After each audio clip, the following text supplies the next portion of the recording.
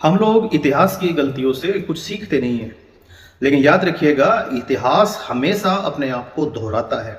जो व्यक्ति इतिहास को नहीं समझता, जो व्यक्ति इतिहास को इग्नोर करता है, इतिहास कहीं ना कहीं भविष्य में उसके सामने आकर के खड़ा होगा। नरेंद्र मोदी वरदान या अभिशाप, ये जो मैं आपके सामने बात बताने वाला हूं, ये बहुत गंभीर मुद्दा है। और हर व्यक्ति जो इस राष्ट्र की फिक्र करता है, जो व्यक्ति इस राष्ट्र के बारे में सोचता है, उसको ये वीडियो जरूर देखना चाहिए। चाहे ये वीडियो 10 मिनट का है, चाहे ये वीडियो 1 घंटे का है। इस वीडियो को देखिए, इस वीडियो को समझिए और अपनी राय इसके बारे में बताइए। जब मैंने ये पोस्ट आज से 10 दिन पहले डाली थी कि हम इस बारे में एक बार चर्चा करेंगे, तो बहुत से लोगों ने इसके बारे में बहुत सारी असहमति दर्शाई। मुझे किसी की असहमति से कोई फिक्र नहीं है, ना ही मैं उसको नजरअंदाज करता हूं। लेकिन यहां पर यह समझ लेना जरूरी है कि निंदा और आलोचना में बहुत से लोग फर्क नहीं कर पाते हैं। मैं यहां मोदी की निंदा करने के लिए नहीं बात कर रहा था, मैं यह बात कर रहा था आलोचना की। और हर वो व्यक्ति जिसके ऊपर आलोचना हुई है, उसके बारे में विचार हुआ है। जिस व्यक्ति के बारे में विचार करेंगे तो आलोचना कंपलसरी है, लेकिन आप लोग विचार करते ही नहीं हो। विचार क्यों नहीं करते हो? क्योंकि आप डरते हो, आपको डर है कि कहीं उसकी कोई गलतियां हमारे सामने ना आ जाए। आज हम इस बारे में चर्चा करने वाले हैं और ये चर्चा शुरू होती है एक ऐसी बात से जो हमेशा मीडिया आपके सामने किसी और रूप में पेश करके लाती है। एक बार दोस्तों ऐसा हुआ, वेटिकन सिटी के अंदर एक चर्च का पोप उतरने वाला था हवाई अड्डे पे। और हवाई अड्डे पे जब उतरने वाला था तो उसके जो शुभचिंतक थे, उसके जो सलाहकार थे, उन्होंने उनको बताया कि जैसे ही आप एयरपोर्ट पे उतरोगे तो आप देखिएगा, आपको पत्रकार मिलेंगे और वो पत्रकार आपसे सवाल पूछेंगे। आपको उन पत्रकारों के साथ उलझना नहीं है, आपको हाँ और ना में तो बिल्कुल भी किसी भी सवाल का जवाब नहीं देना है। और ऐसा ही हुआ, जब पोप एयरपोर्ट पे उतरे तो उतरते ही हुआ ये कि पत्रकारों की भीड़ ने उन्हें घेर लिया। और घेरने के बाद उन्होंने सबसे पहला सवाल ये पूछा, क्या आप न्यूयॉर्क में जो नग्न लोगों का क्लब है वहां जाना पसंद करेंगे? अब पोप यहां पे फंस गया कि किस में जवाब दूं, हाँ में जवाब दूं या ना में जवाब दूं। तो पोप यहां पे अपना दिमाग लगा गए। उन्होंने सवाल का जवाब हाँ या ना देने की बजाय उल्टा सवाल पूछ लिया, क्या न्यूयॉर्क में कोई नंगे लोगों का क्लब है? उसके बाद बात दूसरी चल पड़ी और मामला रफा दफा हो गया। पोप को लगा कि चला अच्छा हुआ, गैल छूट गई। लेकिन जब अगली सुबह अखबार छपा तो अखबार की पहली हेडलाइन थी कि परम पूज्य आदरणीय पोप ने एयरपोर्ट पे उतरते ही सबसे पहले पत्रकारों से एक सवाल पूछा, क्या यहाँ पर कोई नंगे लोगों का क्लब है? और इस बात से बड़ी हैरानी हुई कि बात को क्या से क्या बना के पेश किया जा सकता है। ऐसा ही मामला कुछ मेरे साथ भी हो गया। जब 15 दिन पहले हमने ये पोस्ट डाली थी सोशल मीडिया पे कि मोदी वरदान या अभिशाप, तो लोगों ने इस बात का कुछ बना करके मेरे पास मैसेज डाल दिए कि आप होते कौन है, आपको पता क्या है, आप जानते क्या हो।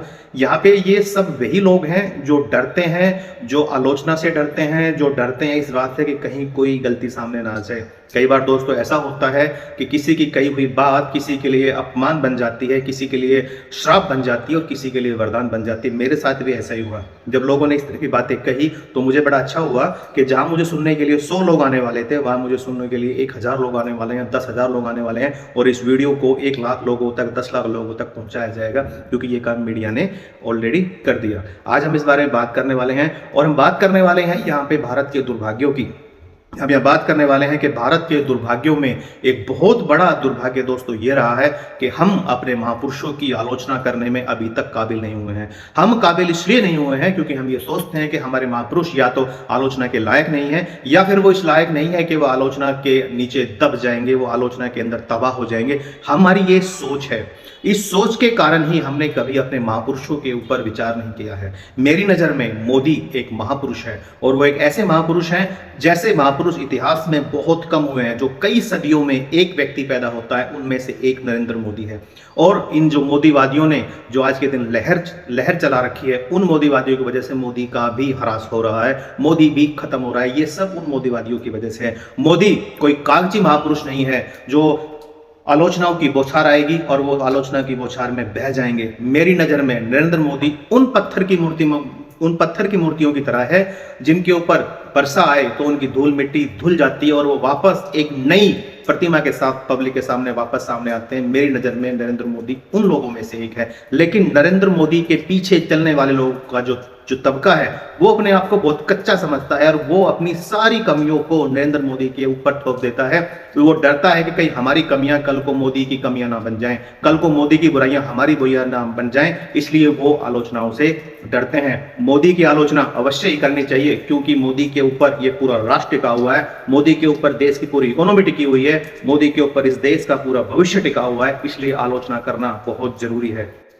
आज का मोदीवादी मोदी की आलोचना से इसलिए घबराता है क्योंकि उसे लगता है कि मोदी की आलोचना कहीं उसकी आलोचना ना बन जाए, क्योंकि मोदी की आलोचना से मोदी का तो कुछ बिगड़ने वाला है नहीं, लेकिन ये जितने भी मोदीवादी हैं ये सारे के सारे खत्म हो जाएंगे। वो डरता है कि मोदी की के ऊपर विचार मत करो, क्योंकि जैसे ही आप विचार करना शुरू करोगे आलोचना शुरू हो जाएगी।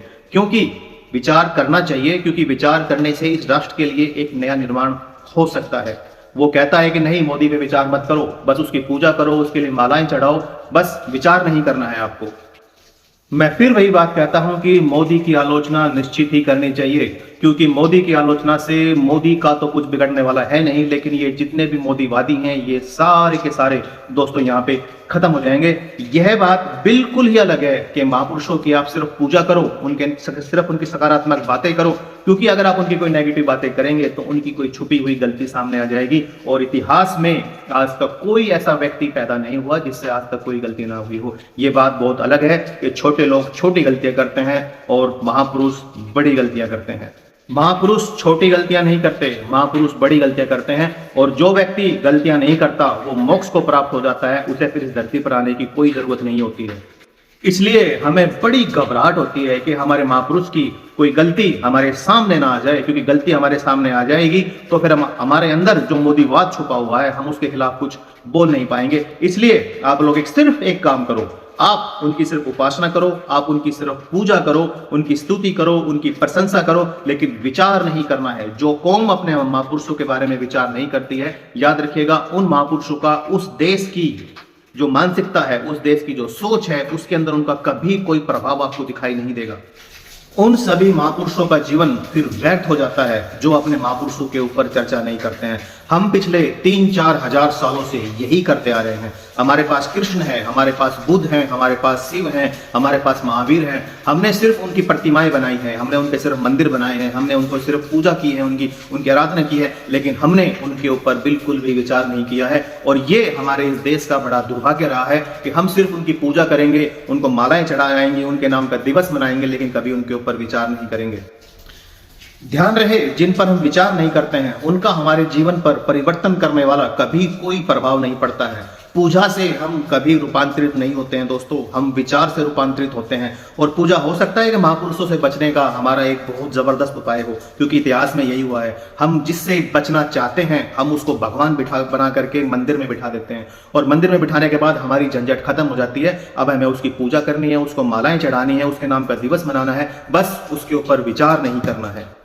फिर उसका हमारे साथ कोई संबंध नहीं रह जाता है। जिन महापुरुषों को हमें व्यक्त करना होता है, हमने उनसे बचने की एक तरकीब निकाली है। हम उनकी पूजा करेंगे, स्तुति करेंगे, लेकिन उन पर विचार कभी नहीं करेंगे, क्योंकि विचार करने का परिणाम एक ही हो सकता है कि हम लोग उनको इस योग्य मालूम पड़े कि उनका हमारे जीवन पर कोई प्रभाव पड़े। और ये देश बहुत होशियार है खुद को धोखा देने में। यही 3-4 हजार सालों से हम लोग करते आए हैं।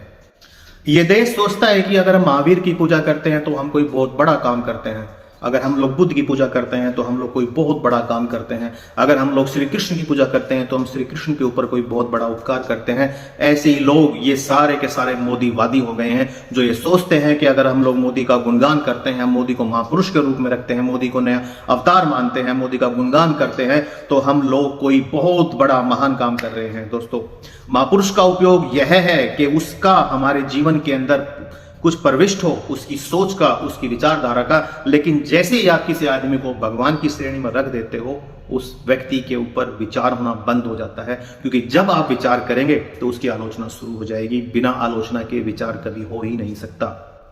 हमारे देश के सारे महापुरुष और उनकी सारी प्रतिभा इस देश से बाहर खड़ी हुई है। भारत के मंदिरों में बंद, भारत के प्राणों में उनका कोई प्रवेश हो नहीं सकता। मैं चाहता हूं दोस्तों यहाँ पे कि पुराने महापुरुषों की तरह मोदी जैसा अद्भुत व्यक्ति भी यहाँ पे व्यर्थ ना हो जाए। इसलिए मैं चाहता हूं कि मोदी के ऊपर जितनी आलोचना की जा सके, उस पर जितना विचार किया जा सके, उतना उस देश के लिए सौभाग्य की बात होगा। लेकिन मोदी के पीछे चलने वाले लोगों का ये मानना है कि आलोचना नहीं करनी है, क्योंकि वो घबराता है। वो घबराता है इस बात से कि वो अपनी कमियों को, अपनी कमजोरियों को मोदी के ऊपर डालना चाहता है। वो ये मानता है कि मोदी की बुराइयां अंततः उनकी बुराइयां हो सकती है, और वो उस वाद के पीछे छुपा हुआ है। मोदी की आलोचना निश्चित ही करनी चाहिए, क्योंकि मोदी के ऊपर इस देश की इकोनॉमी टिकी हुई है। इस देश का सारा भविष्य मोदी पर टिका हुआ है, और हमने ये तरकीब निकाल ली है कि जिस आदमी से हमें बचना है उसको भगवान बना दीजिए, और फिर आपका झंझट खत्म। फिर हर दिन जाके उसकी पूजा कराना, बस उसके ऊपर विचार मत करना। मैं भगवान से प्रार्थना करता हूं कि मोदी को कभी भगवान मत बनने देना, क्योंकि जिस दिन मोदी पंच तत्वों में विलीन होंगे उस दिन ये सारे मोदीवादी मोदी को भगवान बनाएंगे, और जिस दिन मोदी को आपने भगवान बना दिया उस दिन इस पर विचार होना बंद हो जाएगा। इतिहास में हमने आज तक यही किया है।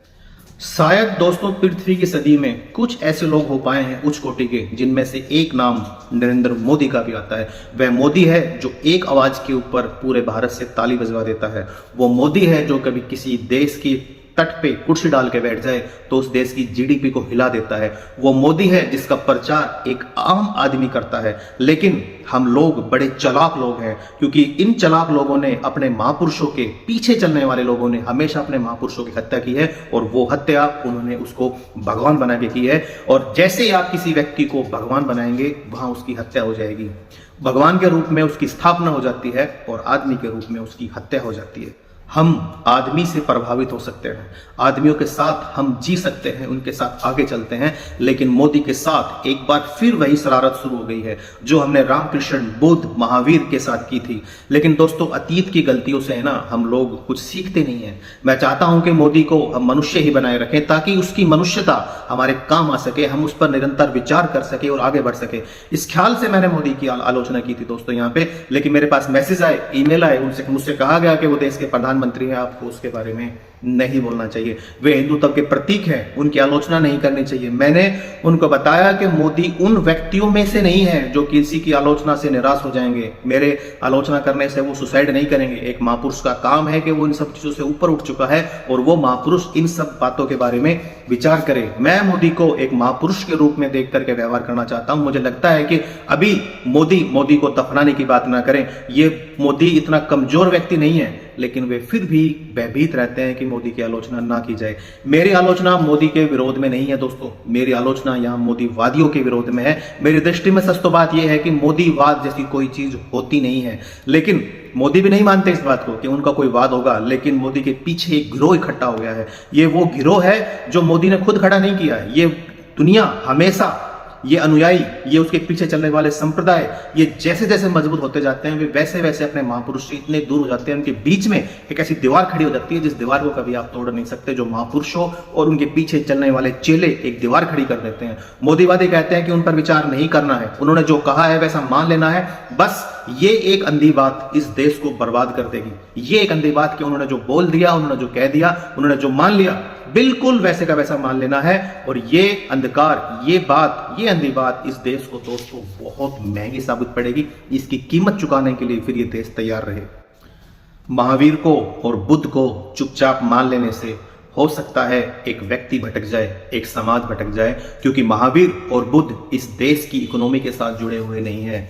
लेकिन मोदी को अंधेपन से मान लेने से यह राष्ट्र भटक सकता है, पूरा राष्ट्र का राष्ट्र भटक सकता है, क्योंकि मोदी पर इस देश का भविष्य टिका हुआ है, मोदी पर इस देश की इकोनॉमी टिकी हुई है। इसलिए आंख बंद करके मान लेने से ये देश अंधकार में चला जाएगा, और अंधकार में जा रहा है। इसके बारे में एक बार विचार करना चाहिए।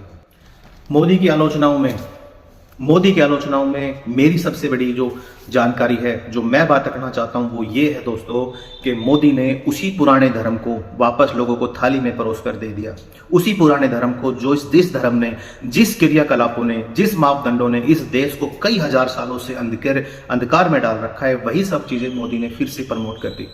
उन्होंने, जो लोग आज भी धर्म के नाम का धंधा कर रहे हैं, जो लोग आज भी धर्म के नाम पर मारकाट कर रहे हैं, लूटपाट कर रहे हैं, उन्हीं सब चीजों को मोदी ने फिर से आकर के प्रमोट कर दिया। मुझे ये लगता था कि मोदी एटलीस्ट जिस दिन पावर में आएंगे उस दिन वो इन सब चीजों पर रोक लगाएंगे, वे लोगों को वास्तविक धर्म के अर्थ बताएंगे, क्योंकि वो धर्म को जानते हैं। वो धर्म को समझते हैं, उन्होंने हर लिटरेचर को पढ़ा है, इसलिए वो अपनी जिंदगी की इन बुनियादी जरूरतों को समझते हुए और इस देश के इस मुकाम तक पहुंचे हैं। उन्होंने हर चीज को जाना है, समझा है, जिंदगी के हर दौर से वो गुजरे हैं, वो हर चीज को समझते हैं, लेकिन उसके बावजूद भी उन्होंने देश के युवाओं को, राष्ट्र को उसी अंधकार में ढकेल दिया जो अंधकार को वो खुद जानते हैं कि जिसके लिए देश को खतरा है। सनातन की आड़ में जो चीजें भारत में चल रही हैं, मुझे लगता था कि मोदी आकर के इन सब चीजों का पर्दाफाश करेंगे, वो आकर के लोगों को सही दिशा देंगे, वो लोगों को बताएंगे कि कावड़ लाने का असली मकसद क्या है, वो लोगों को बताएंगे कि पूजा का असली मतलब क्या है। मुझे लग रहा था कि वो बताएंगे कि परमात्मा को आपको किस तरह से मानना चाहिए, मुझे लगता था कि वो इसके बारे में आकर के लाइव सेशन देंगे,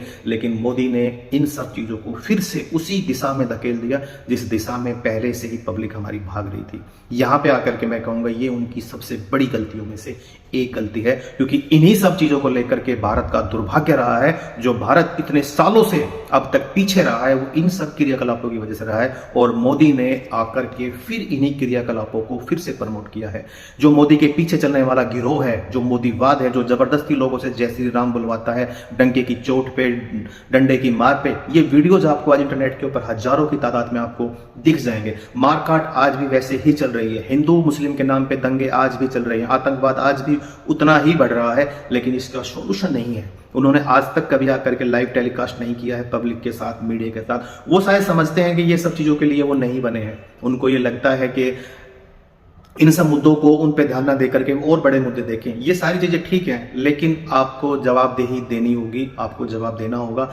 हमेशा वो इस जवाबदेही से बचते रहे हैं। मैं मोदी का पक्का फैन हूं, उन जैसा व्यक्ति इतिहास में नहीं हुआ है, और हमारा सौभाग्य है कि हम उनके समय काल में जी रहे हैं, लेकिन मोदीवादियों ने उसके ऊपर कभी चर्चा नहीं होने दी। ये मोदीवादी कहते हैं कि चुप रहो, विचार नहीं करना है, बातें नहीं करनी है इनके पीछे, और इन विचारों की वजह से वो महत्वपूर्ण आदमी भी बर्बाद हो जाएगा। उस महत्वपूर्ण आदमी का फायदा ये देश नहीं उठा पाएगा। ये सबसे बड़ी गलती हुई है, क्योंकि मैंने कहा था कि महापुरुष बड़ी गलतियां करते हैं, और ये बहुत बड़ी गलती है। उनको आकर के ये बात बतानी थी यूथ को, मोदी जी आपको ये बात बतानी थी, क्योंकि ये सारी चीजें आपके समय काल में हो रही है। अभी आपने देखा है, अभी महाराष्ट्र से कुछ खबरें आई हैं कि मराठी न बोलने के ऊपर लोगों को पीड़ित किया जा रहा है। ये क्यों हो रहा है? अभी कलकत्ता में दंगे हुए हैं, आपकी जवाबदेही कौन देगा इसकी?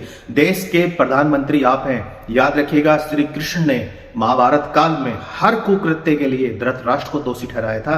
अगर चाहे वो द्रौपदी चीलहरण है, चाहे वो जो है धृत क्रीड़ा है, या उस समय कालखंड में जो भी हादसे हुए थे, उन सभी हादसों के लिए श्री कृष्ण ने धृतराष्ट्र को दोषी ठहराया था, क्योंकि वो सारे कांड उनके समय काल में उनके राजा होते हुए थे। आज देश के राजा आप हैं, और जितने भी ये कांड हो रहे हैं ये आपकी छत्र छाया में हो रहे हैं, तो जवाबदेही भी आपकी बनती है, और आप इस चीज से बच नहीं सकते। हम आपके पक्के फैन हैं, हम आपको इस देश का जो असली प्रधानमंत्री होता है उनके रूप में आपको देखते हैं, आपसे बहुत सारी आशाएं आज भी हैं, लेकिन ये बुनियादी गलती आपने की है। और इतनी समझ हमारे अंदर है कि हम जो बोल रहे हैं वो कितना यथार्थ है, वो कितना वास्तविक है, आपको जवाबदेही देनी होगी। ये जो कट्टरपंथी विचारधारा देश के अंदर बन रही है धर्म के नाम पर, ये विचारधारा इस देश को खा जाएगी, ये विचारधारा इस देश को नरक की ओर ले जाएगी, और इसकी जवाबदेही आपकी बनती है। साधु साध्वी सारे करोड़पति हो गए हैं, लग्जरी गाड़ियों में घूमते हैं, आम आदमी के लिए रोजगार की व्यवस्था कहां से होगी?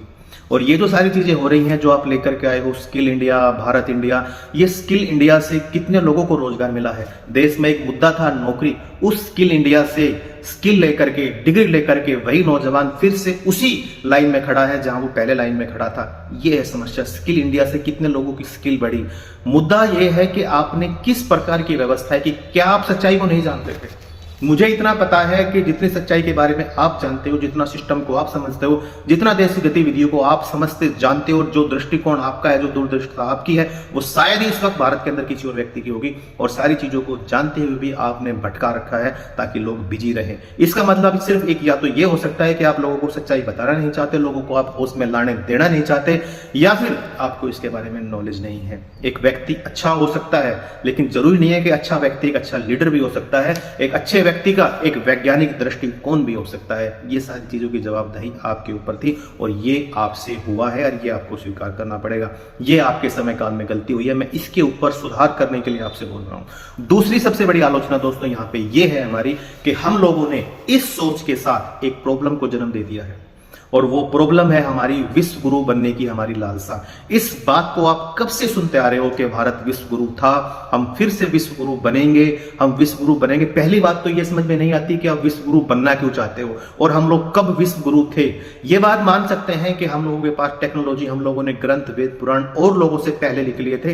ये जो विश्व गुरु वाली जो हमारी मानसिकता है कि हमारे पास पहले से ही सब कुछ है, हमने पहले ही सब कुछ जान लिया था, हम पहले ही सब कुछ समझते हैं, हमारे पास पहले ही सारी टेक्नोलॉजी थी, हमारे वेद में, हमारे पुराणों में सब कुछ पहले से लिख दिया गया है।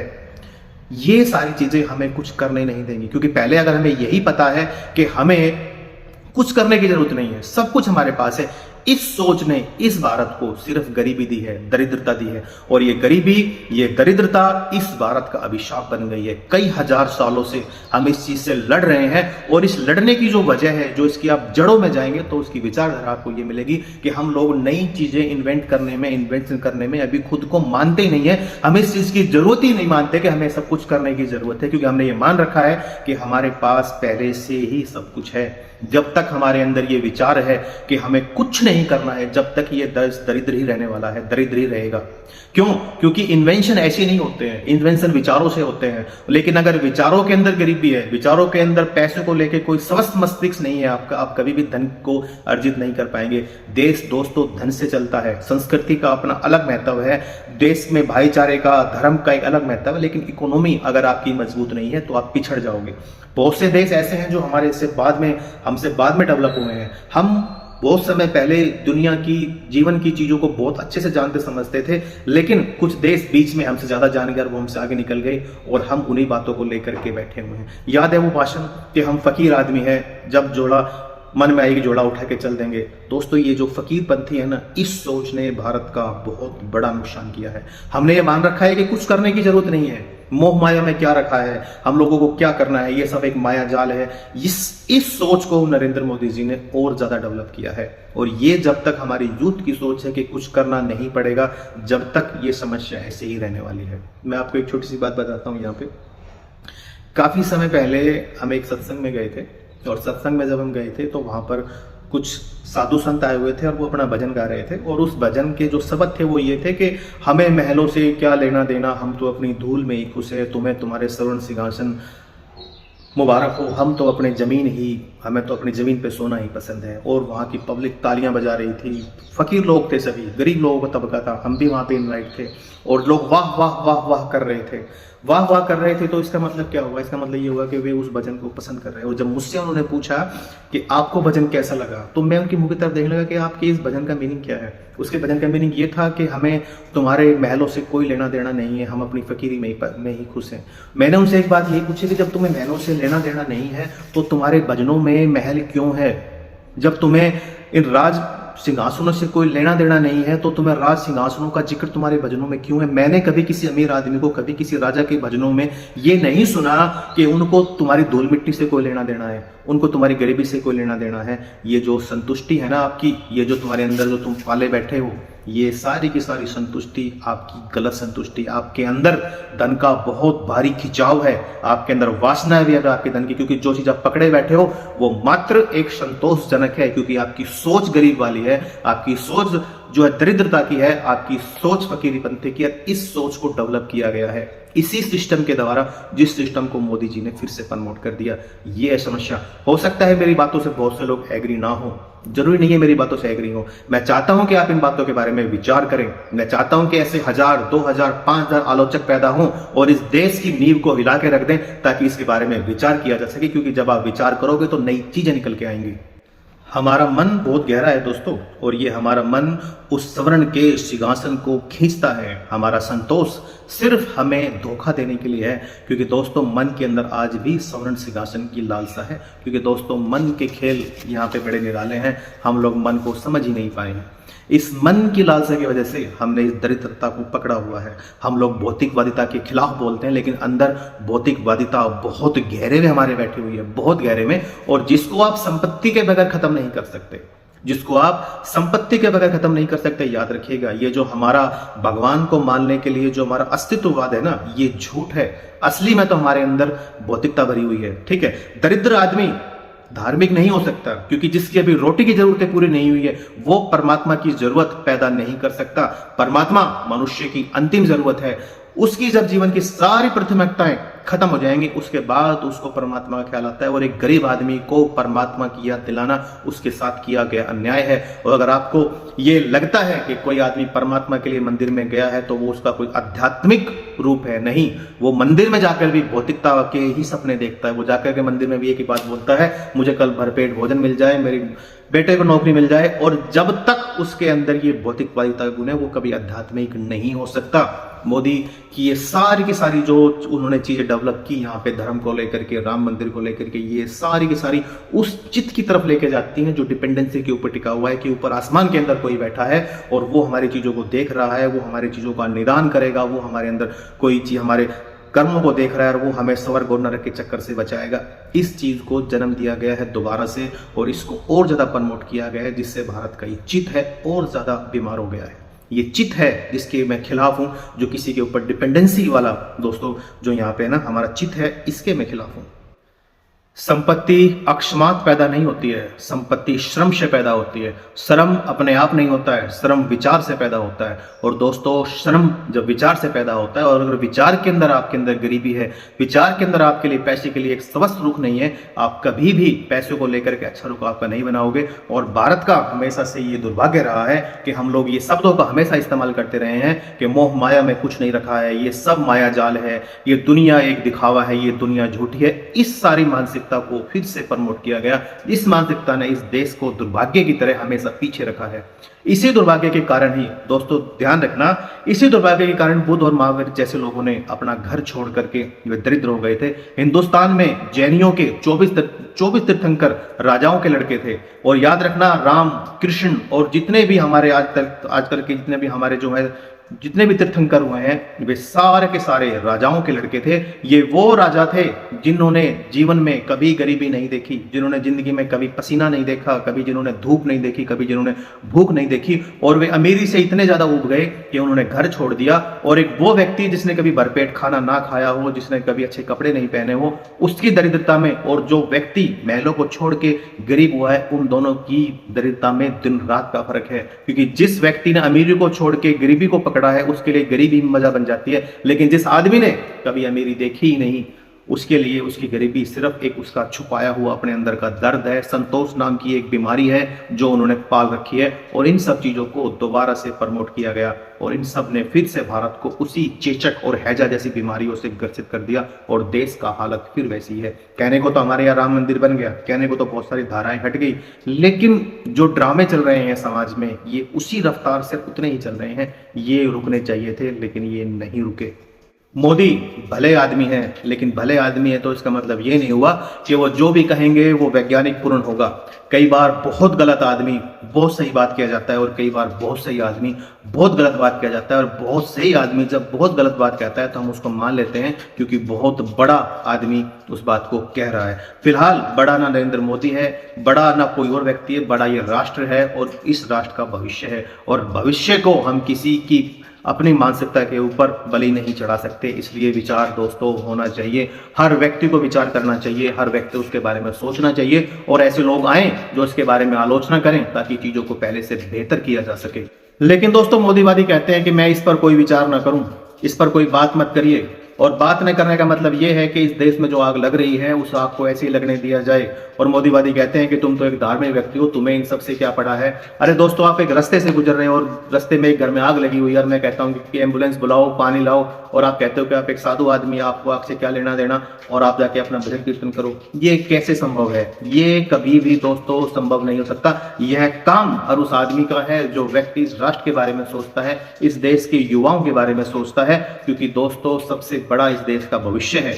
इस देश का लीडर एक ऐसा व्यक्ति होना चाहिए जो हर चीज को समझता हो, इसके पास अपनी जवाबदेही हो और वो आकर के जवाब दे। मैं मानता हूं कि इन सारी बातों के बारे में विचार होना चाहिए। मैं ये भी नहीं कहता कि मैं जो कह रहा हूं वो सही है, मैं ये भी नहीं कह रहा कि मैं जो कह रहा हूं उसको मान लेना चाहिए। मैं ये कह रहा हूं कि इन सब बातों के बारे में विचार करना चाहिए। विचार करो, इन बातों को सामने रखो। लेकिन ये वादी लोग कहते हैं कि बस विचार मत करो, जो लिख दिया गया है वो मान लेना चाहिए, आंख बंद करके अपना दिमाग मत चलाओ। ऐसे ही गांधीवादी हैं, ऐसे ही अम्बेडकरवादी हैं जिन्होंने कभी गांधी को पढ़ा नहीं, वे अम्बेडकरवादी जिन्होंने कभी अम्बेडकर को पढ़ा नहीं। वे बोलते हैं कि कुछ सोचने की जरूरत नहीं है, जो लिख दिया गया है, जो बता दिया गया है, जो संविधान में है, उससे बाहर सोचने समझने की जरूरत नहीं है, अपना दिमाग मत लगाइए। दोस्तों सोचिए, विचार कीजिए, 1000, 2000, 5000, 10 आलोचक पैदा होइए और इस देश की नींव को हिला दीजिए ताकि दोबारा से चीजों को सही तरीके से बैलेंस किया जा सके। आज आपने मेरी बातों को सुना, समझा, इसके लिए आप सभी का शुक्रिया। ये सेशन अभी 1 महीने तक लगातार ऐसे ही चलेगा। मैं चाहता हूं कि देश का हर युवा आए और इसके बारे में बात करे, अपने विचार दे, ताकि चीजों को और अच्छे तरीके से किया जा सके।